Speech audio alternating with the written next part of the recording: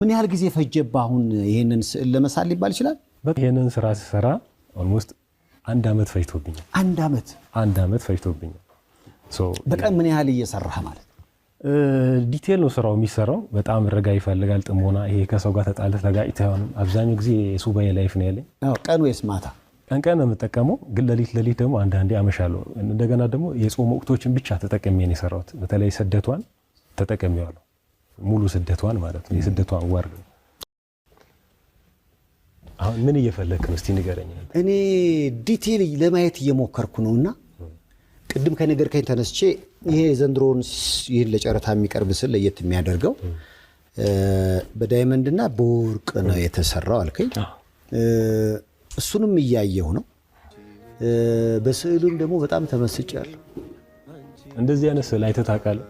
ካሁን በፊት አይቼ አላውቅም። ምክንያቱም የእመቤታችን ስዕል ብዙ ጊዜ ከለቅሶ ጋር አይቼ አላውቅም። ያ ይመስለኛል ለየት የሚያደርገው። አዎ በእርግጥ አንደኛ እሱ ነው። ሁለተኛ ከጀርባው ያለው የክርስቶስ መስቀል ነው። ይሄ የሚወርደው ደሙ እንግዲህ የደሙ ደርቆ ነው የምታየው። በጣም ተሰብራ ነው እዚህ ጋር ያለው ሐሳቧ ማለት ነው። ማለት ስሜቷ በጣም የምትወደው ልጇ ወዳጇ እንግዲህ ከመስቀል ላይ ካወረዱት በኋላ ወደ መቃብር የወሰዱበት ታይም ላይ ነው ያለችው። 7 የብርሃን መላእክቶች መጥተው ሊያጽናኗት ሞክረዋል። አባቷ ቅዱስ ዳዊት መጥቶ ሊያጽናናት ሞክሯል፣ ግን እሷ ልትጽናና አልቻለችም። በትንቢት አረጋዊ ስምዖን እንግዲህ ገና ልጅ እያለ የነገራት አንድ ታሪክ ነበረ። የሉቃስ ወንጌል ምዕራፍ 2 ከቁጥር ከ34 እስከ 35 ላይ ያለው ወንጌል ላይ ያለ ቃል ነው። በነፍስሽ ሰይፍ ያልፋል ብሎ ተናግሯታል። ያንን በተሰማትም ሰዓት በጣም ፊላጋ ተሰምቷታል። ብዙ ጊዜ ሰዎች እኛ እንደምንሞት እናውቃለን፣ ይደብረናል፣ ደስ አይለንም። እሷ ደግሞ እያንዳንዱ መከራው ላይ እያየችው አብረው ነው ሄደችው።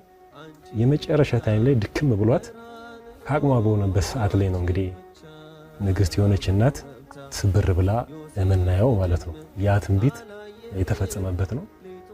5 ዳይመንዶች አሉ። ዳይመንዶቹ በጣም ዲቴል ላይ ይታዩ ይችላሉ፣ ምክንያቱም ትንሽ እኔ እቻቸዋለሁ። አዎ ትንሽ እሺ፣ በቃ ካያችሁ በቂ ነው።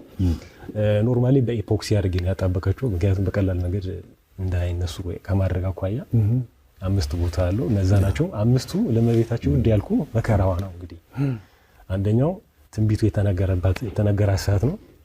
ሁለተኛው ልጇ የጠፋበት ሰዓት ነው። ሶስተኛው ግርፋቱ ነው። ያ ሁሉ ሲገረፍ በአይኑ ያየችበት ሰዓት ነው። የመጨረሻው ደግሞ አራተኛው ስቅለቱ ነው። የመጨረሻው ደግሞ ወደ መቃብር የወረደበት ነው።